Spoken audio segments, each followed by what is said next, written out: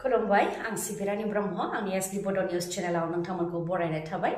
बे चेनेलनि गेजेरजों सानफ्रोमबो सानसेयारि गोनां खौरांफोरखौ फोसावनाय जायो नोंथाङा दासिमबो बे चेनेलखौ साबस्क्राइब खालामनानै लायाखैबा सानफ्रोमबो सानसेयारि खौरांखौ मोननो थाखाय साबस्क्राइब खालामनानै लानो हागोन लोगोसे बेल आइकनखौबो क्लिक खालामनो हागोन जाहाथे खौरां फोसावनाय लोगो लोगोनो नोंथांनाव गिबिसिन खौराङा सौहैयो थुदो बिदिब्ला दिनैनि खौरांखौ जागायजेननोसै लोकसभा बिसायख'थिनि सिगां क'क्राझार जिल्लायाव जानो हागौ दावराव दावसि जायनि थाखाय क'क्राझार जिल्लायाव सेक्सन 144 फोसावबाय क'क्राझार डिस्ट्रिक्ट मेजिस्ट्रेट मावख'निफ्राय क'क्राझार जिल्लायाव सेक्सन 144 फोसावबाय लोकसभा बिसायख'थिनि समाव क'क्राझार जिल्लायाव सेक्सन 144 फोसावनायनि समाव फोरमायथिदों दि क'क्राझार जिल्लायाव हान्जानि गेजेराव दावराव दावसि जानो हागौनि खौरां मोननाय जादों बेनि अनगायैबो बिसायख'थिनि थाखाय दा मडेल कड अफ कन्डाक्ट जाबाय बेनिखायनो क'क्राझार जिल्लायाव जाहाथे ल' एन्ड अर्डार सिटुएसन बा थासारिया जाहाथे गाज्रि जाया बेनि थाखाय सेक्सन 144 खौ फोसावदों सेक्सन 144 नि गेजेरजों माखासे खामानिफोरखौ मावनो मोननाय नङा जेरै गनायथि लायालासे पाब्लिक मिटिं बा रेलि बा प्रसेसन लानो मोननाय नङा गनायथि लानाय हान्जा सुरनाय मिटिं खुंनाय बायदियाव बाहागो लानायनि अनगायै रावबो साबा बा साबानि गोबां सुबुंफोर थुबुर जानो मोना गनायथि लायालासे मेला बायदि खुंनो मोननाय नङा गनायथि लायालासे लाउड स्पिकार बाहायनो मोननाय नङा हाथियार बेरफ्रुग्रा जायखिजाया सिखा लावथि बोरला बायदिफोरखौबो लानो मोननाय नङा क'क्राझार जिल्लायाव आरो जेब्लासिम गोदान नटिफिकेसन फोसावजाया अब्लासिम क'क्राझार जिल्लायाव सेक्सन 144 आ थागोन होननानैबो फोरमायथिदों क'क्राझार डिस्ट्रिक्ट मेजिस्ट्रेटनिफ्राय नाथाय magistrate police personnel army and paramilitary आरो बिसायख'थिजों लोब्बा थानाय मावख'गिरिफोरनि थाखाय बे अर्डारा लागू जानाय नङा ताइवान हादराव जोबोद गेदेर बांग्रिं मावदों थांनाय 25 बोसोरनि उनाव देरसिन आरो गोलाव समसिमनि थाखाय बांग्रिं मावदों ताइवान हादराव 7.4 मेगनिट्युडनि बांग्रिं मावदों हुआलियान नोगोरावनो बांसिन गोहोम गोग्लैदों बांग्रिं मावनायजों गासै 7 सुबुंनि जिउ खहा जादों 1,000 गोबाङा जोखोम जादों आरो 100 गोबां सुबुंफोरा बायग्रुबनाय बिल्डिंनि सिङाव दं बिथांमोनहा थैबाय ना गोथाङैनो दं बेनि सायाव दासिमबो जेबो रोखा खौरां गैया आरो नांथानानै थानाय सुबुंफोरखौ रैखा खालामनायनि खामानिखौ मावगासिनो दं फुंनि 8 रिंगायाव फरायसालियाव थांफुबाय थानाय समाव बा खामानि दामानियाव ओंखारलांनाय समावनो बांग्रिङा मावदों बे गेदेर बांग्रिं मावनायजों गंनै जिद'नि गोबां बिल्डिंफ्रा बायग्रुबदों आरो जायफोर बिल्डिंआ बायग्रुबदों गासैबो गोजाम बिल्डिं होननानैबो फोरमायथिदों जायनाखि गेदेर बांग्रिं मावनायनि उनावबो सुबुं थैनायनि अनजिमाया खम बेनि सायाव एक्सपार्टफोरा फोरमायथिदों दि ताइवान हादराव गेदेर बांग्रिं मावबाय थायो बेनिखायनो बिल्डिंखौ गोरा बानायनाय जाखायो आरो बांग्रिंआव थावरिनो हानाय बायदि सिस्टेमनि गेजेरजों बिल्डिंखौ लुनाय जाखायो बेनिखायनो बिल्डिं बायग्रबनाया खम जादों आरो सुबुंनि जिउ गोमानायाबो खम जादों थांनाय 1999 मायथाइयाव ताइवान हादराव गेदेर बांग्रिं मावदोंमोन जेराव 2,400 सुबुंफ्रा थैनो गोनां जादोंमोन बे समनिफ्रायनो बांग्रिंखौ लानानै ताइवान हादराव साखाफारा जाखादोंमोन होननानै फोरमायथिदों आरो बिल्डिंफोरखौ बांग्रिंआव थावरिनो हानाय बायदि लुनाय जाखादोंमोन होननानैबो फोरमायथिदों रिपर्टनि बायदिब्ला ताइवान हादराव बांग्रिं जानायजों भारतनि माखासे सुबुंफोराबो गोमानानै दङ आरो ताइवान हादराव बांग्रिं मावनायनि उनाव जापान आरो फिलिपिन्स हादरावबो सुनामि फैनो हागौ होननानै सांग्रांथि होदों बिजाथिया बिपिएफ दोलोनि नाथाय मदद होनो फैदों कंग्रेसनि दैदेनगिरिनिफ्राय लानानै एएफडिएफनि एमएलएआबो मैया दरं उदालगुरि लकसभा बिपिएफनि बिजाथि दुर्गा दास बर'आ बिजाथिलाइखौ गथायबाय रोजा रोजा मददगिरिफोरखौ लोगोआव लाफानानै दुर्गा दास बर'आ बिजाथिलाइखौ गथायदों जेराव बिपिएफ दोलोनि मददगिरिफोरजों लोगोसे हाग्रामा महिलारि खाम्फा बरगयारि बिथांमोननि अनगायैबो बिपिएफनि गोबां दैदेनगिरिफोर आरो कंग्रेसनि दैदेनगिरिफोरजों लोगोसे दलगाव बियाबनि एआइएफडिएफनि एमएलएआबो बाहागो लाफैदों बिपिएफ दोलोनि बिजाथिलाइ गथायनायाव बाहागो लाफैनायनि सायाव दलगाव बियाबनि एआइएफडिएफनि एमएलएआ फोरमायथिदों दि बिपिएफ दोलोखौ आबुङै मदद होगोन आरो मुस्लिमफोरनि 100% भटखौ बिपिएफआ मोनगोन मुस्लिमफोरा बबेयाव भट होनो बेखौ जायगासो मोनाखैमोन होननानै बुंथियो आरो थांनाय 20-30 बोसोरनिफ्रायनो बिजेपिखौ दरंनिफ्राय होखारनो थाखाय नाजाबोगासिनो दंमोन नाथाय हायाखैमोन बे खेबाव बिपिएफआ होखारनो हागोन बेनिखायनो बिपिएफनि बिजाथि दुर्गा दास बर'खौ मदद होगोन होननानै बुंथिदों बिथाङा आरो दुर्गा दास बर'आ सासे गनायजाथाव बिजाथि होननानैबो बुंथियो एआइएफडिएफनि एमएलए बिथाङा बावखुंग्रि फोरबोनि थाखाय नोंथाङाबो साखाफारा नामा गुबुन बोसोरनि बायदि देग्लायबो गाजा गोमजायै 11थि बावखुंग्रि फोरबोखौ खुंनो थाखाय साखाफारा जाबाय बिटिआर सरकारा फैगौ 12 आरो 13 एप्रिल साननैनि हाबाफारिजों क'क्राझार जिल्लायाव बावखुंग्रि फोरबोआ खुंजागोन क'क्राझार जिल्लानि हरिनागुरियावनो बावखुंग्रि फोरबोखौ खुंनाय जागोन जायखौ गोबां बर'फोरानो गोलाव समनिफ्राय नेनानै दं। आरो बे बयजोंबो नेजानाय बावखुंग्रि फोरबोआ खुंजानो थाखाय गेजेराव माखासे सानल'सै। बाथ्राया बेसेबां सैथो? बिटिआर गोरोबथानि गेजेरजों जानो गोनां दफाफोरा मावफुंजायै फारसे थांगोन नामा?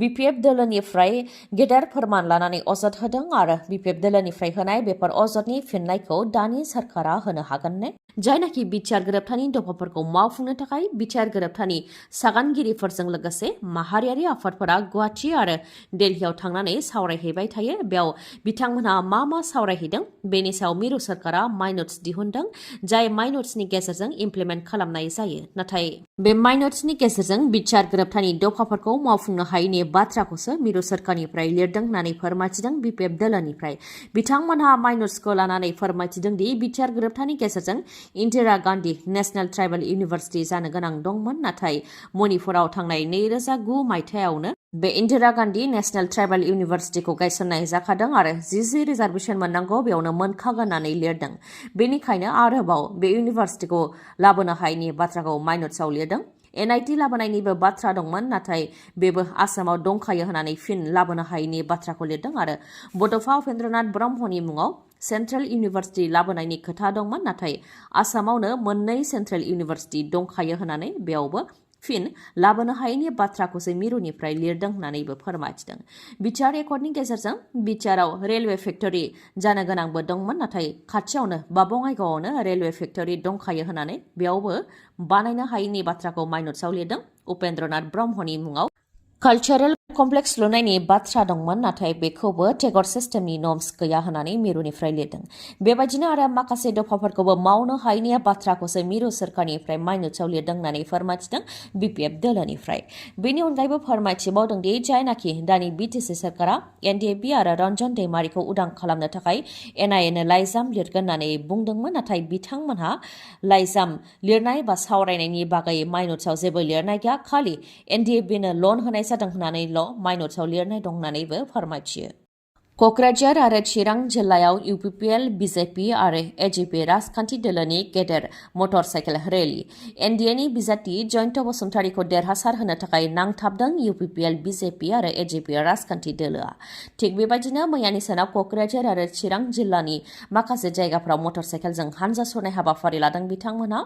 चिरां जिल्लानि सिडली ब्लकनि सिङाव काजलगावनिफ्राय जागायजेननानै बिथांमोनहा खैलामैला, सान्थिफुर, आइपुवालि, रुनिकाटा जानानै बांगाल दबासिम मटर साइकेलजों रेलि खालामदों, जेराव इउपिपिएलनि एमपि रोनगोरा नार्जारिजों लोगोसे इउपिपिएल, बिजेपि आरो एजिपिनि गुबुन गुबुन दैदेनगिरिफ्राबो बेयाव बाहागो लादों आरो बेयाव बाहागो लानानै बिथांमोना फोरमायथिदों दि लकसभा बिसायख'थि फैबाय, बेखौ रायजो राजाफोरनो मिथिहोनो थाखाय आरो प्रमद बर' दैदेननाय इउपिपिएल, बिजेपि सरकाराव गोजोन आरो जौगानाय फैबाय। आसामावबो डक्टर हेमन्त बिश्व शर्मानि दैदेननायाव आरो मिरुआव प्राइम मिनिस्टार नरेन्द्र मदि बिथांनि दैदेननायाव जौगानाय आरो गोजोन फैबाय, बेखौ रायजो राजाफोरनो मिथिहोनो थाखायनो मटर साइकेलजों रेलि खालामनाय हाबाफारिखौ लादों होननानै फोरमायथिदों। थिग बेबायदिनो क'क्राझारावबो इउपिपिएल, बिजेपि आरो एजिपिनि मटर साइकेल रेलि, जेराव मन्त्रि उरखाव ब्रह्मजों लोगोसे इउपिपिएल, बिजेपि आरो एजिपिनि गेदेर दैदेनगिरिफ्रा बाहागो लादों। बे खेबाव 400 एमपि लानानै नरेन्द्र मदिया प्राइम मिनिस्टार जागोन होननानै बुंथिदों मन्त्रि उरखाव ब्रह्म बिथाङा। आरो क'क्राझाराव एनडिएनि बिजाथिया 70% भट मोननानै देरहासार जानो हागोन होननानैबो दाबि खालामदों मन्त्रि उरखाव ब्रह्म बिथाङा। आसामनि Kaziranga national park and tiger रिजार्भआ जारिमिन सोरजिदों। जेब्लानिफ्राय बे पार्कखौ बेखेवजेननाय जादोंमोन अब्लानिफ्राय दासिमाव थांनाय 2023निफ्राय 2024आवनो बयनिख्रुइबो बांसिन दावबायारिफोरा Kaziranga national park and tiger रिजार्भआव दावबायफैदों। रिपर्टनि बायदिब्ला 2023-24आव गासै 3,27,493 दावबायारिफोरा नेशनेल पार्कआव दावबायफैदों। बेनि मादाव 3,13,574आ भारतनि थागिबि आरो 13,919आ गुबुन हादरनि दावबायारिफोर, जायनिफ्राय गासै 8,81,84,161 रां आरजिनो हादों। लकसभा बिसायख'थिखौ नोजोर होनानै कंग्रेस दोलोआ फोसावदों मोनबा गेरेन्टि। कंग्रेस दोलोआ देरहायोब्ला मावफुंनानै होगोन बे मोनबा गेरेन्टिखौ। मोनबा गेरेन्टिया मा फै जों मिथिनानै लानि। सेथियाव दङ साख्रि होयोब्ला पार्मानेन्ट साख्रि होगोन, 30 लाखनो साख्रि होगोन आरो बे 30 लाख साख्रिनि मासिया लांदां जानानै दंखायो, बेनि थाखाय बाजेटनि गोनांथि गैलाया। 30 लाख साख्रिनि मासनि मादाव 50% SC, ST आरो गोग्लैसोनाय हारिफोरनि थाखाय रिजार्भेसन बा थिखानाय जागोन आरो आद्रा 50% जेनेरेलफोरनि थाखाय जागोन होननानै बुंथिदों मिरु कंग्रेसनि आफादगिरि मल्लिकार्जुन खरगे बिथाङा बुंथिबावदों दि बिजेपि सोरखारा लाइमोनफोर गोख्रों जानायखौ लुबैया जायनि थाखाय साख्रिखौ पार्मानेन्ट खालामा डेइलि वेज कन्ट्रेक्चुएल बायदि साख्रि होनानैनो सोरखारखौ सालायगासिनो दं होननानै बुंथियो नैथि गेरेन्टिया जाहैबाय लामा सामा आरो सोरनिबा न' खामानि मावग्राफोरनि रैखाथिनि थाखायबो राहा लागोन थामथिया जाहैबाय पेपार लिक जानायनि सायाव गोख्रों राहा लागोन जाहाथे खस्थ' खालामग्रा लाइमोनफ्रा साख्रिखौ मोननो हायो ब्रैथियाव दङ महालक्ष्मी बिथांखिनि गेजेरजों आइजोफोरनो बोसोराव 1 लाख रां होनाय जागोन नखर सालायनो थाखायनो आइजोफोरनो बोसोराव 1 लाख रां होनाय जागोन बाथियाव जाहैबाय मिड डे मिल आसाकर्मी बिथांमोननि दान बान्थाखौ बांहोनाय जागोन बे मोनबा गेरेन्टिखौ कंग्रेस दलनिफ्राय फोसावदों मिरु कंग्रेसनि आफादगिरि मल्लिकार्जुन खरगे बिथाङा सानफ्रामबो हमजानो गोनां जादों सोरखारि मावख'गिरिफ्रा रां जानायनि दायाव सानफ्रामबो सोरखारि मावख'गिरिफ्रा आखाइ दैखांनो गोनां जादों अब्लाबो रायजोआव थाद'नाय गैयै जाख्ल'नाय जागासिनो फिन बे खेबाव लाटमन्डल खगेन कलिताया आखाइ दैखांनो गोनां जादों नलबारि जिल्ला घग्राफार रेभिनिउ सार्कलनि लाटमन्डल खगेन कलिताया हा फाननो थाखाय गनायथि लानायाव रां लानायनि दायावनो director of vigilance and anti corruption टीमनि आखायाव हमजादों खगेन कलिताया नोंथांनियाव मेगननि जेंना जादों नामा जुदि नोंथांनियाव मेगननि जेंना जादों अब्ला नोंथाङा मेगननि हस्पिटाल नागिरनानै गोजान जायगायाव थांनांगौनि आरो गोनांथि गैलिया बङाइगाव आइ हस्पिटालावनो नोंथांमोनहा मेगन नायजानो हागोन जेराव मेडिकेल रेटिना OCT पेक' मेसिननि गेजेरजों केटारेक्ट अपारेशन खालामनो हानायनि राहा दं बेनि अनगायैबो ग्ल'क'मा इभालुएसन अकिउल'प्लास्टिजों लोगोसे फार्मासि आरो अप्टिकेलनिबो राहा दं बङाइगावनि आइ हस्पिटालाव नोंथांमोननो मिथिहोनो गोनांदि खम बेसेनावनो कम्पिउटारजों मेगननि अपारेशनबो खालामनाय जायो गासै 4 मेगननि डक्टरखौ बे फाहामसालियाव मोननो हागोन डक्टरफोरा जाहैबाय doctor Ashraful Alam MBBS MS ophthalmology cataract surgeon आरो IOL सार्जारियाव train doctor Kishore Pal MBBS DO cataract and glaucoma specialist doctor Payal Singla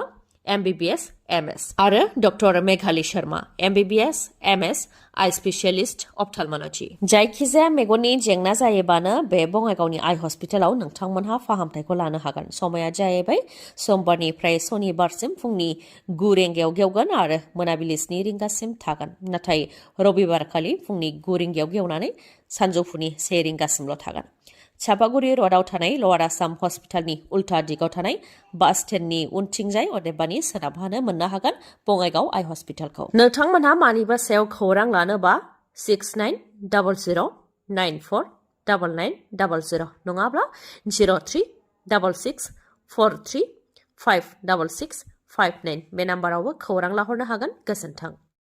खौरांखौ जोबजासे खोनासंनायनि थाखाय गोजोननाय थाबाय गाबोननि सानाव फिन गोदान खौरांजों लोगो मोनफिनगोन दिनैनि थाखाय गोजोन्थों